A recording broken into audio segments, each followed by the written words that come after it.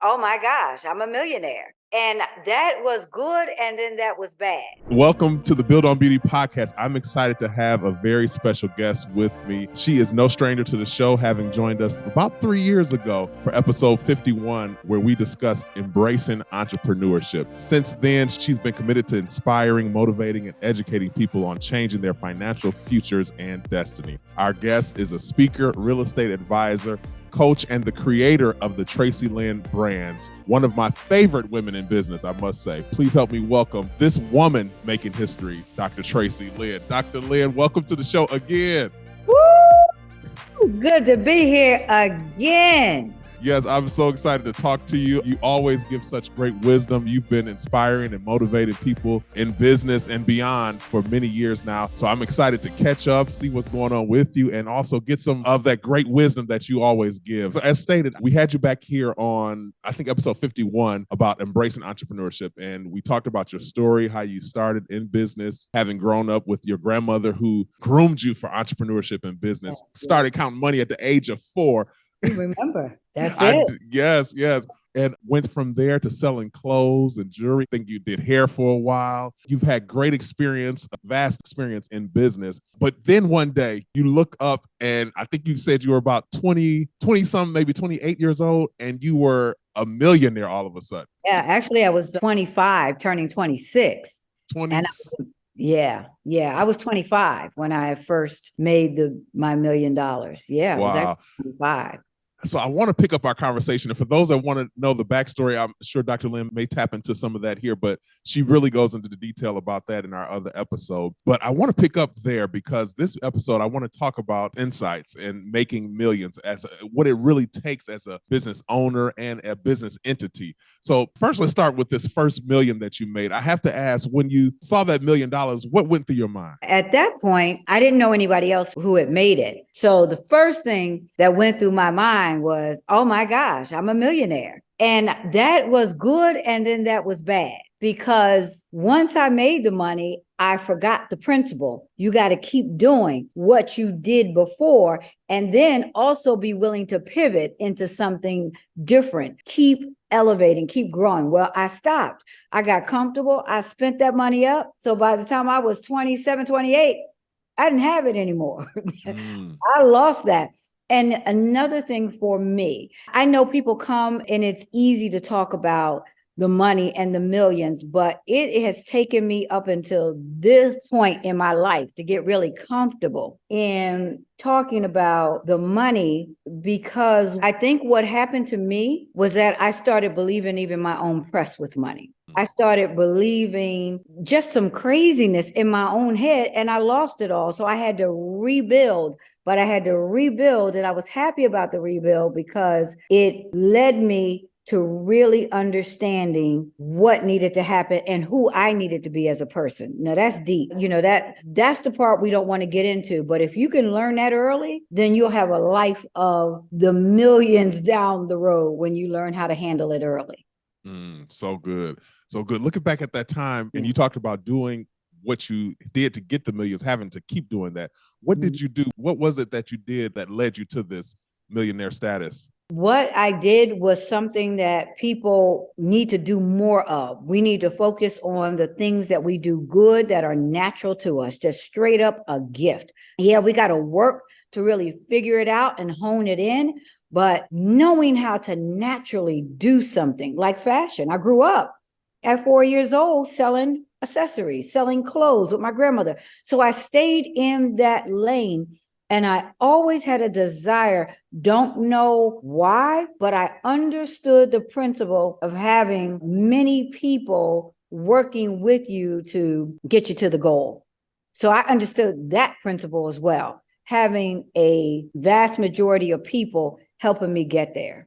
So that was important. So I had a sales force. That's how I got there. I couldn't do it by myself. You said the gifting, and I want to dig into that a little bit because so many people have different ideas of what the gifting is. Some of it think, oh, I'm just a good hairstylist, or I can do makeup really good, or I can cook really good. But it seems to me that sometimes the gifting can even go beyond the talent. Talk a little bit more about that gifting and how people can really identify it. Yeah. So even with me, I went to makeup school. I went to hair school, as you know. And I'm talking about I went to makeup school like 3 years ago. And I didn't do it to do makeup. I did it as a part of learning the beauty trade. I was making some beauty products and I just wanted to understand everything from A to Z. But the gifting, the real gifting that we have goes beyond, because you tap into even knowing how to do things that you ain't never studied to know, and you just get it. I just understood how to develop a sales force. Can you imagine that in my 20s?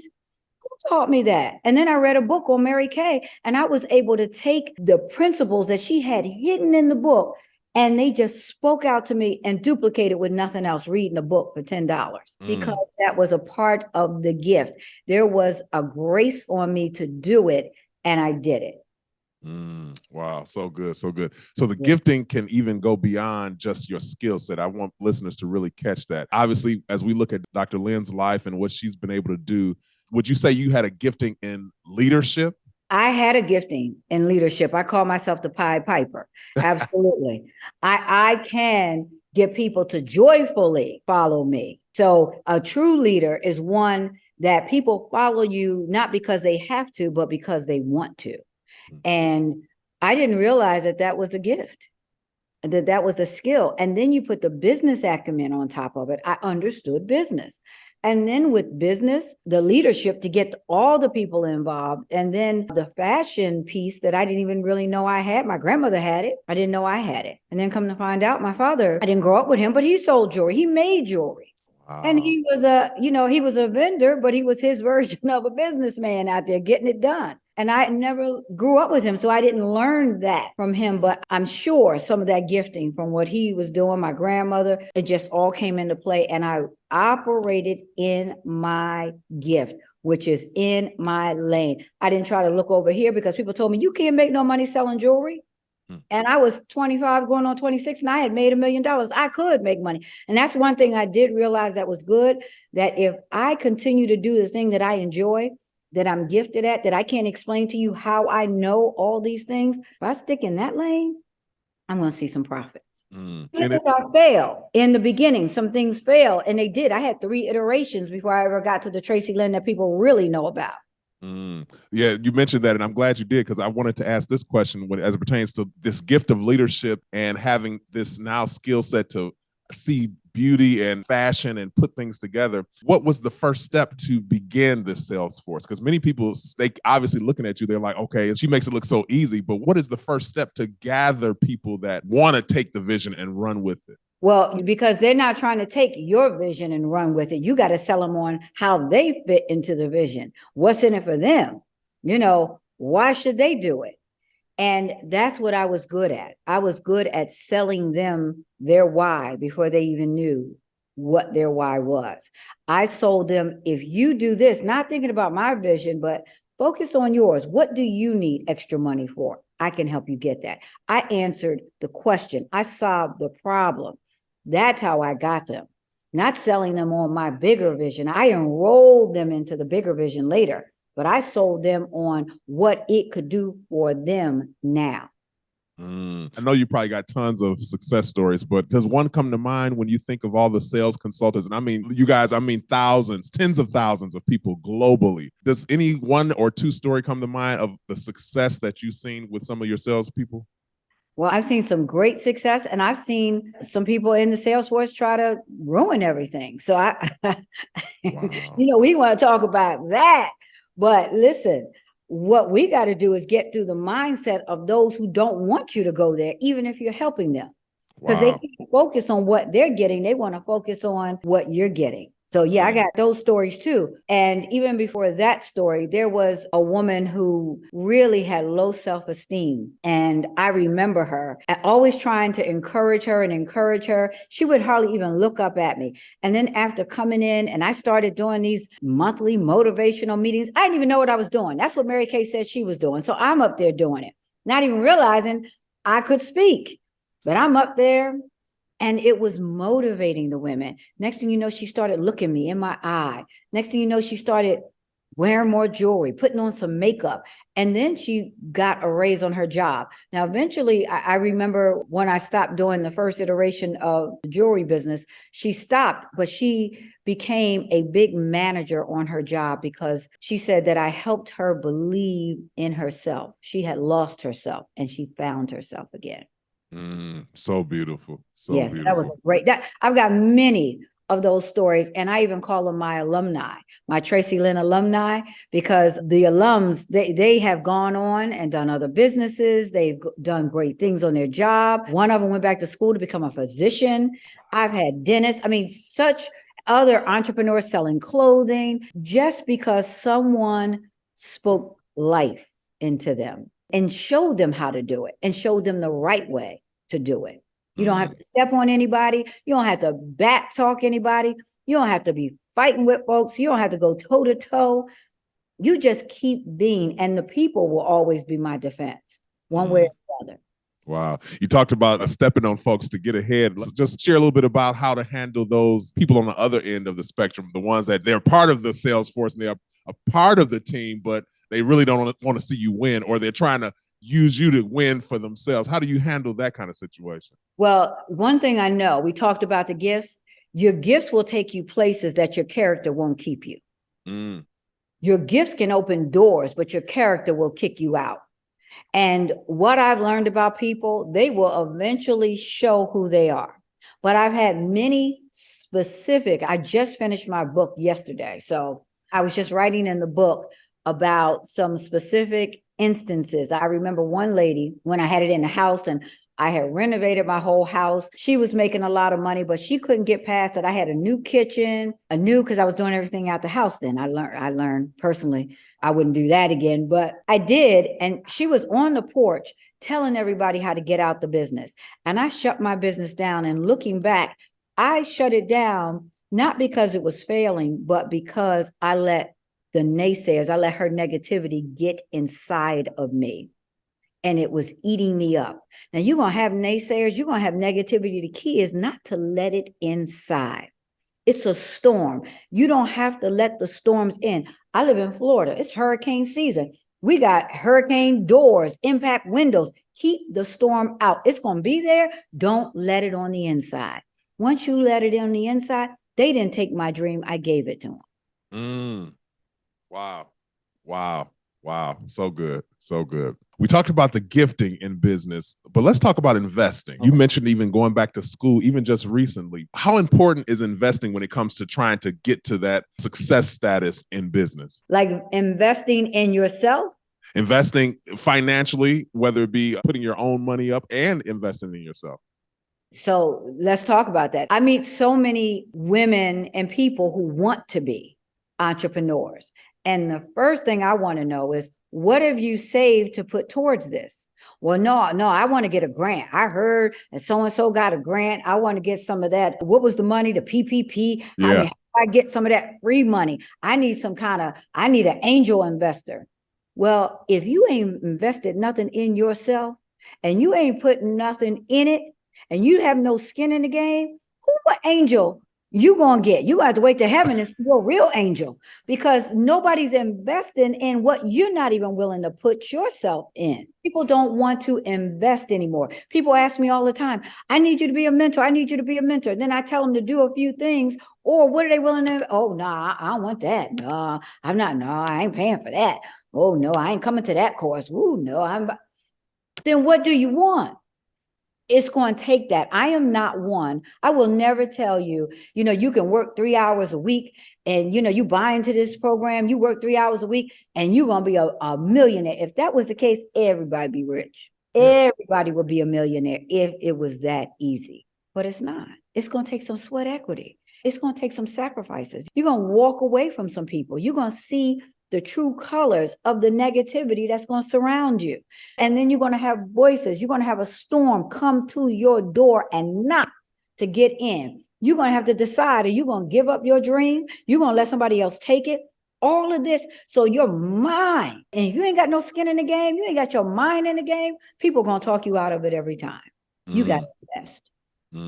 Talk about that whole process when it comes to getting maybe investors or people that are interested. What attracts those kind of people to a business opportunity? The funniest thing, and Cornell, I'll tell you, I've had so many people wanting to invest in my business that I never even asked to invest. And my answer was no, because I understood what they wanted. I know they wanted a piece of that pie. I had bootstrapped that thing. I built that thing with $200 and a whole lot of hard work, and I wasn't giving it up. So I wasn't letting anybody in until I was ready to sell it. People came to me all the time. That's when I knew I had something. That's when I knew I had something sellable. And then sometimes in the community, we don't want to sell it because then we don't want to be a sellout. Because our identity is attached to that thing. And if we sell that, what do we have left? It ain't even about the money. It's about your identity. People say, but you're not Traci Lynn anymore. I am Traci. I was born Traci Lynn. Lynn is my middle name. I'm always going to be me. But I had to give myself permission to continue to be the very best version of myself, because people will hold you right where they left you. And then you can hold yourself there, because if you had great success somewhere, then you start to think, well, I have it again. Then you got to think, I built up this business. Do I just walk away or do I sell it? You better sell that thing and then move on to whatever is next. Oh, but then we say, okay, legacy. I have a son, legacy. He don't want to do nothing with jewelry. That's the furthest thing. Well, who's going to get the legacy? Somebody going to buy it, chop it up. They're probably going to chop it up and do whatever they want to do anyway. We got to be thinking about, if you really come up with a concept that's not just a million, but millions upon millions and even a million, how do you capitalize on it when the season is up? Wow. When there is no more gift on you to do it, when the grace to do what was the gift, because it moves. God is not stagnant. It's dynamic. The movement of the gift is dynamic. It's not static. It keeps moving, but we get static and we don't keep up. So good. So good. When it comes to that moment of moving on, is there something that you just innately know in your spirit? Like for you, did you know, like in your spirit, okay, I have no more to offer this? Like, was there a moment that something that occurred, or what happened for you in that? I got frustrated with the people. And I knew in me the things that didn't bother me because I had overcome them started to bother me, but I could see the writing on the wall because I looked at my numbers. And I stood in Vegas on a stage looking at over 2,000 screaming, cheering women. It was one of the best conventions I had ever had. And I stood there. I was dripped in bling. I was blinging from my head to my toes to my shoes, and I couldn't even walk in them shoes. I was at Caesar's Palace doing an event. Can you imagine 2,000 women at Caesar's Palace? And I stood on that stage and I knew in my gut that it was over. And to everybody else, to this day, that's their favorite convention. And to everybody else, it looked like, come on, we were making tens of millions of dollars. It looked like, but I knew the truth. And I didn't want to face it, but I did. Reluctantly, I understood the life cycles of a business. I understood what I needed to do next. Didn't say I wanted to, didn't say I agreed with it because it was so tied up. I mean, my business is my name. So it's an extra tie in there. But I knew if I wanted to get out and be able to profit, I was going to have to start maybe even talking to all the people who've been knocking on my door for years to invest or buy. Wow. What was it like handling the consultants? Because many of them have become like family and they look to you as their leader. How was it handling them in this transition? Even in that, a lot of them, because the big part of the deal, it was not an easy transition. It's still not even easy for me to even talk it through. I can write it better than I can talk it, only because I mourned it for so long. So I'm just coming out of that because I had such love for the people. And one of the things I would say to anyone listening, even in that, make sure you put your love in the right place, because, trying to love some unlovables is a hard thing. Yes, indeed, it is. And so you really have to have a grace to do it. And Madam C.J. Walker, who I know you know. Yeah. Madam C.J. Walker, 100 years before me, and then it's been me. We're the only two that's had a direct selling company. Wow. A receipt-based, documented company. Madam Walker with her consultants, and I'm not just talking about in the beauty space, I'm talking about with a sales force. Madam Walker and myself, the only two women in 100 years. Wow. So even I read her book and I had her niece come and talk to my group. So moving them. So when I shut those doors, people didn't know what to do. They didn't know where to go. I started, and then COVID happened. So I started up a small jewelry company. We did $2.5 million for a couple of years. So, I mean, that was small to me, right? I say that, but we did like $2.5 million our first year and then our second year, but we only existed during COVID. And it was because I had too many displaced people. And because I didn't have to sell my name. I own my name. I own all my trademarks. I own all my patents. I still kept them because I put them in my own name. So I didn't have to sell that part of the business. But, there's lists that have to be sold and certain other business principles that I had to sell. So I couldn't do the catalog, but I just did like a cash and carry. I just showed the items, put them online, let them cash and carry it. And the very first year we did 2.5 million, second year, 2.5 million. And then COVID was over and it was over. That was it. That was why I did it. I couldn't let go either. Wow. You talked about something so key, and I think it's something that we don't think about, especially in our community when it comes to business. And you said ownership, owning your name, your trademarks. Talk to us about why that is so important if we're going to see success, and how do we even go about doing it? Well, I'll tell you why it's so important, because I own my name as a trademark. And there was a time that I had my name on my bags and I had a logo made, but I didn't trademark the logo. So when my bags were imported in from China, what are the people that get your merchandise? At the borders. So when it came in at the port, and as soon as we start talking, we're going to get it. But as soon as it came in at the port, it was held up because they said the diamond belonged to somebody else. And it was just an emblem that I had hanging, even though they saw my name was trademarked, but this diamond wasn't. And they thought all the bags were counterfeit. So they held it. We had to get in touch with the man who had the trademark for the diamond, get his permission in writing and pay him and submit a letter. And all of this was 6 months. So it was held in customs is where it was. Customs, that's it. It was held in customs for 6 months and they charged me $10,000.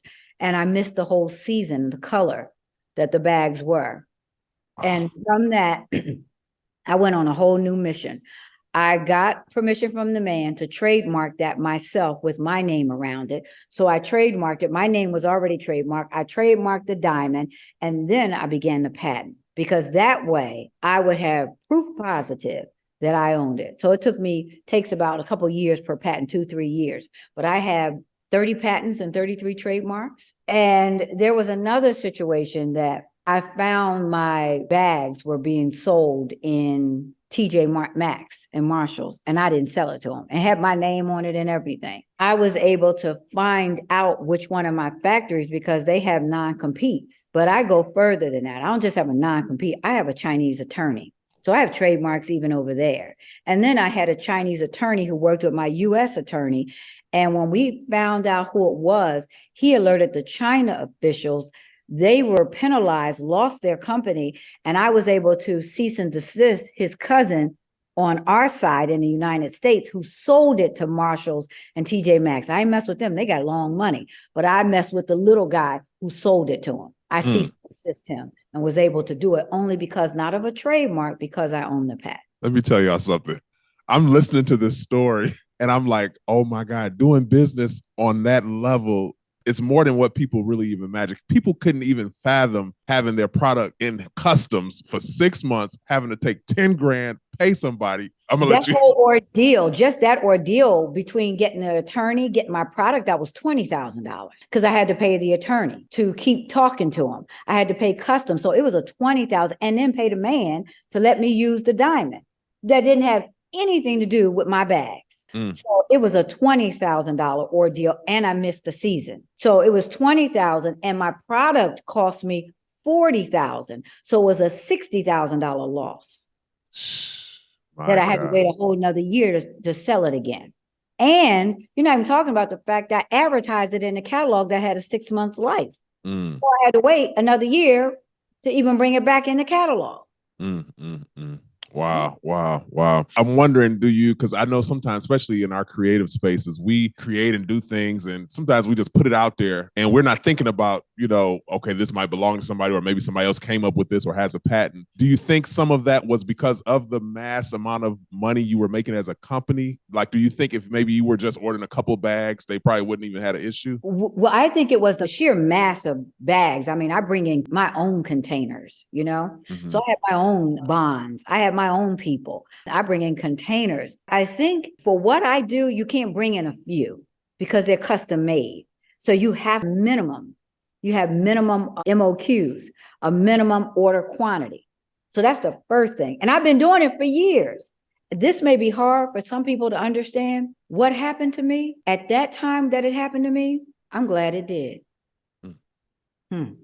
Why? It made me run towards patents because the other situation hadn't happened yet. You get that big and you don't think people are watching and you don't have all your stuff together, you're going to be in trouble in the long run. I'm glad it happened early because by the time we got real big, I was lawyered up, I was patented up, I was trademarked up and knew how to move and shut everything down instantly. I always had to have 5 attorneys plus the one in China, 6 on retainer. And I had to keep $5,000 in the retainer fee in the fund. And if it went below 5, I don't care what they did. It could have cost $50. You had to put $50 back in to bring it back. I have 5. All had different specialties. Wow. You talked about having those 5 attorneys. Talk to us about who should be on our team. We hear people talk about having a board of directors or people that are in your corner helping you do business. You mentioned attorneys. Who else should we be having on our team to help us do business successfully?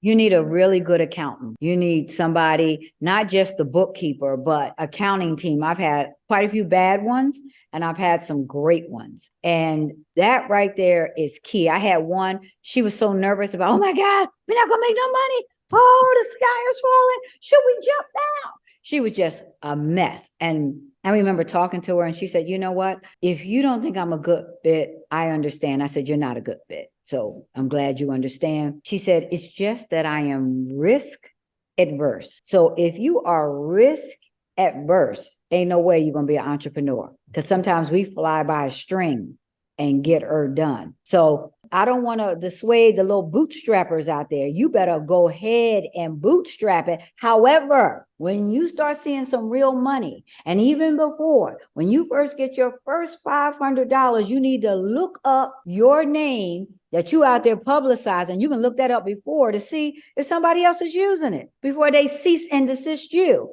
I had a tagline on my website that some girl was doing my website and saw it, copied it from another company, jewelry company, and I was using, they cease and desist me. That's when I said, oh, this is the game. Right. All right. Didn't cost me nothing. I had to take the little tagline off and then I trademarked 33 taglines. So, come on. When it comes to me like that, I'm like, what is the lesson in this? Okay. I didn't see that. Didn't know that. And the biggest thing I did in terms of who should be on your team, I joined associations that do what I do.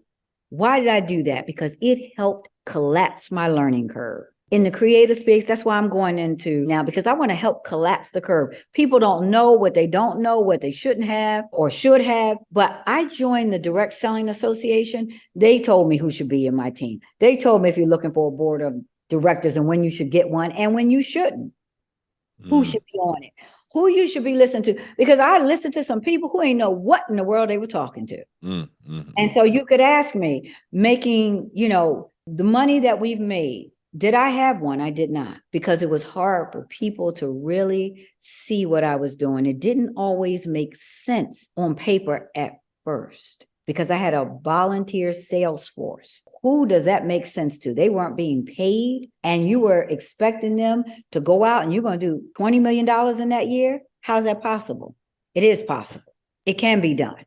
Mm. So I really think you need to know the type of business and who. So in today's time, I would have other top direct selling people who are retired to help me because they get that. So you got to make sure vision is lined up when you do that. So good. You definitely have reinvented yourself many times in business. If we look back even to the 4-year-old little girl who then became an associate with selling clothes and jewelry and a hairdresser. Talk to us about reinvention and why that's important in business. Many people, like you said, they get a business that's going well. They're doing their thing and they're like, this is good. I'm holding on to it. And then they let the business die, you know what I mean? While they're trying to hold on for dear life. Talk to us about the process of reinvention and knowing where and how to pivot. Well, the key is you want to pivot when you start seeing small signs. You don't want to pivot when you got a hole in the boat, because once you see a leak, you can fix a leak. A hole, you might have to scrap the whole thing. And people wait until there's a hole, even though they saw the leak, they ignored it. They saw another leak, they ignored it. So you got to know, okay, something is shifting. Let me analyze every part of the business. Okay, is it for me? Styles are shifting. Okay. So fashion is shifting. Okay. Price points are shifting. I had to take a look at that. I would always, every month, what are my top sellers and what's the price point? So I would come out with a catalog, 150 pieces, say 200 pieces every 6 months. Well, 150 of them were the same pieces that I had for 10 years. People wouldn't let them go. I wanted them to try the new 150 pieces. They didn't want it. So I made more money on the evergreens. So I gave it a cute name. Okay, y'all want to keep the same thing? We'll call it the evergreens. One year, I just remixed all the evergreens. And it was one of my top selling catalogs. I understood that. So when jewelry started changing on a global scale, I saw the signs even before we started having problems with supply chains. I started seeing what the department stores were selling, because they even got into some of the statement pieces. Then they started going to all this little tiny, teeny stuff. So I started introducing like a delicate collection, and then that took off, but it didn't take off the way my statement pieces took off. Everybody loved these, but they weren't buying them anymore. So some people live and die by what it used to be. And you've got to be able to take a hard look and listen to this, not take it personal. Ain't got nothing to do with you, your business acumen. It's the way that the tastes are going. People are not wearing the same clothes from the 60s. Yes, style repeats itself, but it's got to take some years to do it. And you ain't going to be sitting there. You won't make it waiting for it to come back. You've got to reinvent and be comfortable enough with yourself to reinvent and keep the naysayers out. Talk about that on the flip side, though, because sometimes you have people who are successful and the business is well, but there's a leak in their soul. They don't love it anymore. It doesn't fulfill them anymore. Talk to us about that. How do you handle that when the business is good, but you feel stuck because what else am I going to do? Or this is making me money, so why leave it? But it doesn't fulfill you. How do you handle that? It's time to sell it. If it doesn't fulfill you and it's profitable, it's like being on a job that you hate. It's like being on a job that Monday comes and you're sick. Then it's time to sell it and move on. I had leaks in my soul in the last few years of the business. And I knew it because I wanted to set it off and set everybody straight. I had gotten out of that. I had been clean on setting it off. I'm from Detroit all day. So I had been clear and I had gotten healed and delivered. So when that thing came back, I said, okay, not only do I know it's the end, but it's no fulfillment for me anymore. And that's the time to look to see, is selling it an option and taking your ego off the table. That is not all you are. That is not all you can do. There is so much in you. You did that. Now, what else can you do? Because now I always had a big goal of how much I could make, and I hadn't gotten to that number. So I'm still young, vibrant. I'm going to get there. I see a path forward and I'm enjoying this part of the journey. And since I let all that go, sold it, moved on, even the 2-year business, I was even able to sell some part of that business, the one that I just did for 2 years. I got that. Let me tell you something. I am so happy. I cannot. I'm walking in the store. This man said to me, "Why are you smiling so hard?" I said, "Because I'm happy in my soul." I said, "Aren't you happy seeing me happy?" He said, "I sure am, because I'm happy now. I am happy to the root of my soul." And I'm happy also because I did right and I got some money. So I'm happy in my soul and happy in my life. Yes, Lord.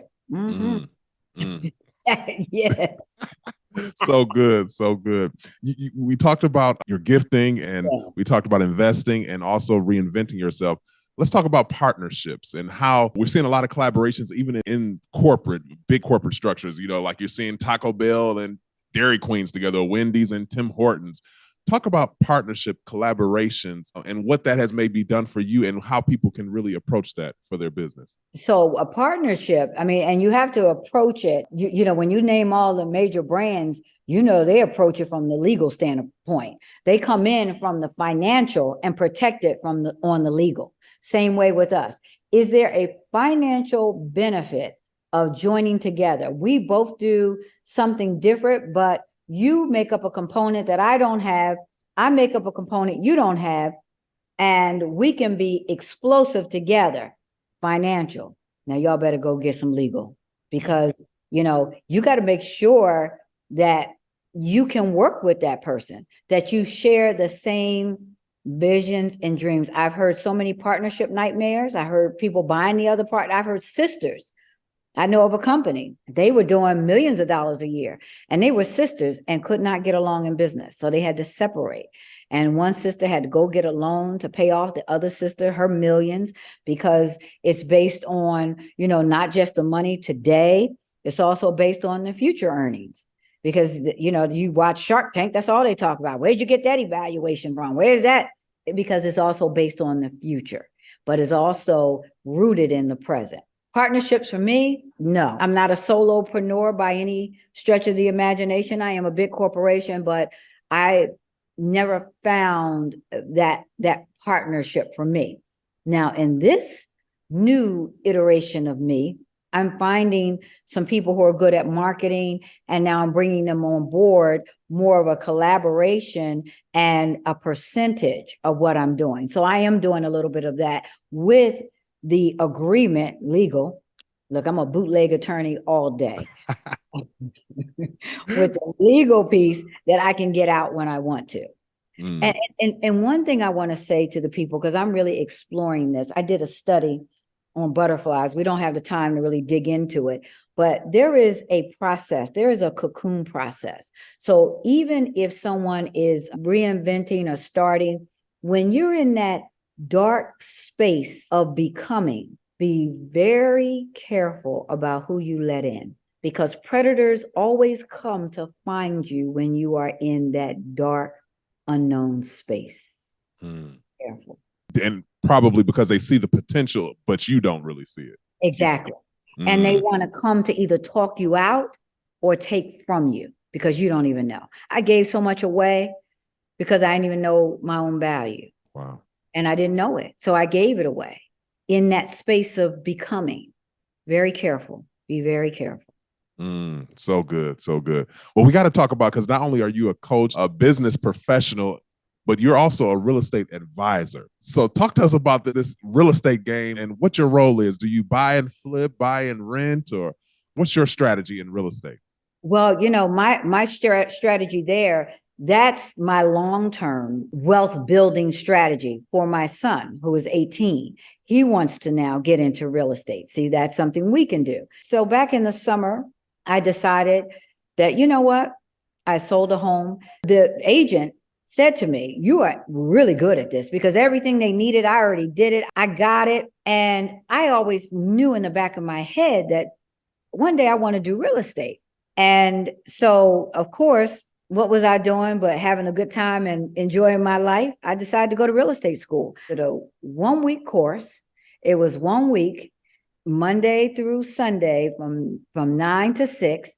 And 2 weeks later, I took the test and I passed it on the first time.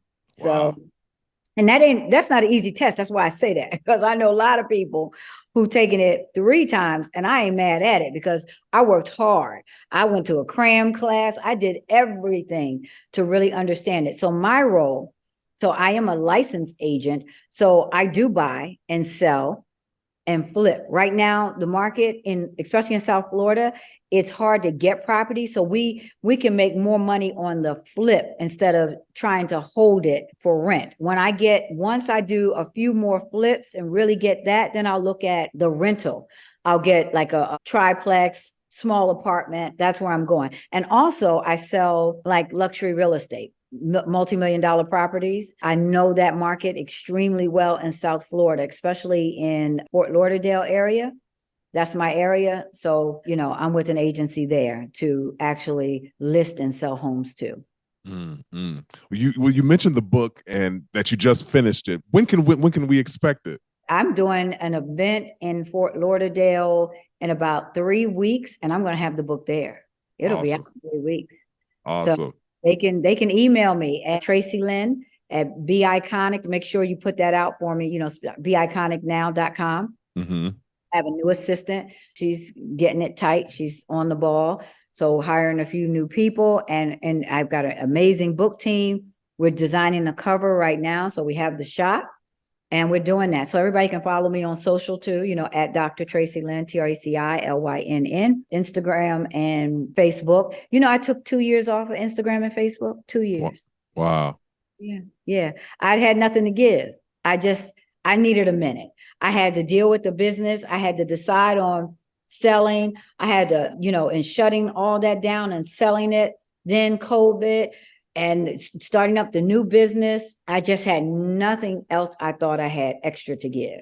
So I've just been back on for a few months, but I'm in it. Yes, in it to win it. I'm in it to win it. Yeah, I'm in it. Because I want to reach the people now. I want to help. I want to leave a part of the legacy, not just for my family, but people can look back and say, it was her words. It's what she accomplished and what she was willing to share with me that really made the difference. So we're in this Women's History Month, and you mentioned people like Madam C.J. Walker and yourself being historical figures when it comes to the sales marketing industry. But tell me, who else is some iconic women in history that you look up to in business? Yeah. And it's funny. That's my book is Be Iconic Now. Don't wait. Iconic status doesn't just hit you. It's because of the body of work. And so you got to decide early, I'm going to have a body of work. So just like you said, iconic women, people say, oh, you're icon. Well, it was a body of work. And I told my sales force, we're making history. Now, half of them didn't believe it, but at the end of the day, we made history. In 100 years, there's been nobody else but us. We made history. Oprah Winfrey made history. There are so many women like that. I loved Maya Angelou. She told the truth. Love her. I love what Oprah is doing. I just admire so many women who are out there, go-getters. And you know what? I admire Gayle King. You know why I admire Gayle? Because everybody knows when you say Gayle, then everybody can say last name is King. Yeah. And they know she had no problem of Oprah being Oprah, and she was Gayle. And being Gayle has profited her. So many times I meet women, they don't want to just be them. They want to be Traci Lynn. So good. So good. And I'm glad you brought that up, because that's a salute to women knowing how to just be your friend and let you shine and be who you are and not trying to compete with that. And Gayle, like you said, has been a great example of that. She really has. Yeah. And Oprah gave her $1 million to say, Gayle, you my girl. I want you to have $1 million. Now, Gayle has her own thing and making multi-millions, but there was a benefit for Gayle being Gayle. And she was her sidekick, and she was okay with that. And she still understood how to shine where she was. Yeah. And support the Oprahs. I was called to be that Traci Lynn I was the leader of it. There were too many people trying to be the leader instead of me, trying to pull me back and pull me down, instead of just saying, listen, you are called to do it. You're gifted to do it. You're anointed to do it. Don't know how long the season's going to last. Let us shine by making sure you do all God has called you to do. Let us support that and uplift that. And in turn, I'm going to be blessed because I'm going to have a business. I'm going to learn some lessons. I'm going to make some big money. I lived to put $1 million in the hands of my sales force. I wanted somebody to be a millionaire so bad. I had a few of them. I started giving them money. Worst thing I could have ever done. because they didn't earn it. And guess what they started to say? Well, you gave it to me before. I'm entitled to it now. When you gonna give me my money? Wow. So true. Well, Dr. Lynn, I don't want to hold you too long, but as we're celebrating women making history, as you are one of them, I just have to ask, and I want you to finish the statement for us. To you, the statement will go to me, a history maker is someone who is a trailblazer, who goes where no one else goes and blazes the trail so that others can follow the path. So good. Dr. Lynn, you have been a great example of not just a woman in business, but just a business person in general. We thank you so much for your contribution, and we're looking forward to everything that you have coming with the book and all the other great things that I know God has put in your vision. We're looking forward to it. So I want people to check you out on beiconicnow.com, beiconicnow.com. Follow her on Dr. Traci Lynn. And stay connected because this woman is on the move and she's got some great things going on. So, Dr. Lynn, I appreciate you. Thank you so much. We'll be in touch, and I'm here supporting and rooting for you. I know you are. You always have been. That's why I said we're going to make this thing happen. We will find the time. Yes, ma'am. Thank you for that. Thank you. And I look forward to coming back again. Yes, ma'am. Yes, ma'am. Well, this has been the Build on Beauty podcast, where beauty is born skin deep. I'm your host, Cornell Jermaine. Until next time, let your soul be made whole. Take care.